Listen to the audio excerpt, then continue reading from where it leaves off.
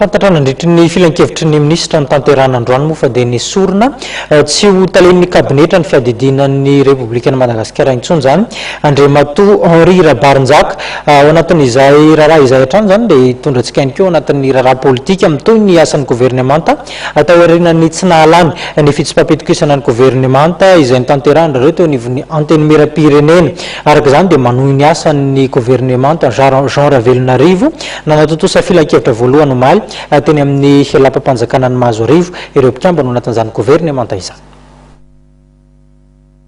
Omaly no nanatateraka ny filan-kevitry ny gouvernemanta voalohany ny gouvernemanta Ravelonarivo taorian'ny fitsipaham-pitokisana nataon'ny solombavambahoaka. Fitsipaham-pitokisana izay tsy lany noho ny tsy fatratrarana ny fetranisa roa paritelon'ny solombavambahoaka na dia neken'ny solombavambahoaka 5:20 ary notsipahan'ny solombavambahoaka 7:20 tao anatin'ny fandatsaham-baton'ny tolosaina ny zoma 3 jolay lasa teo. Ankoatra ny tatitra sy ny fandaniana volavolana didim-panjakana samihafa dia volavolan-dalàna 3 ny laniana tao anatin'ny filan-kevitry ny gouvernemanta ny tolosaina ny 7 jolay teny amin'ny lapan'ny Mahazoarivo.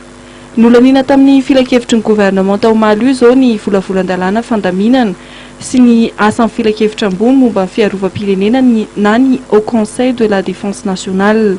Eo ihany koa fanekena ny volavolan-dalàna momba ny fandaminana ankapobeny filaminana sy ny fiarovam-pirenena eto Madagasikara.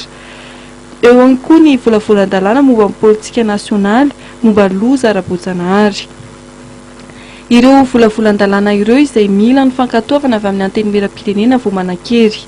Araka izany dia miampy ny volavolan-dalàna ilaina ny fankatoavan'ny antenimieram-pirenena.